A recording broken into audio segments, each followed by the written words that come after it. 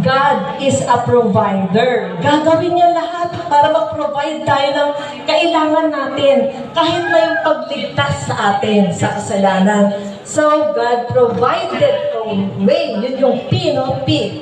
Provided a way. So, He sent Jesus Christ to die on the cross to take away the sins of the world.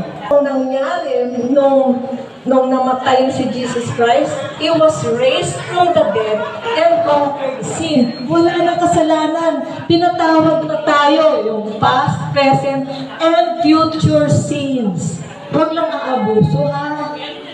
Kasi pati future sins pala napatawad na tayo, no? Ang kailangan lang ay every time na nagkakasala, kasi hindi naman natin maiwasan, repent ka agad. Yun ang hinihingi ni God the Father. Mag-repent tayo kaagad.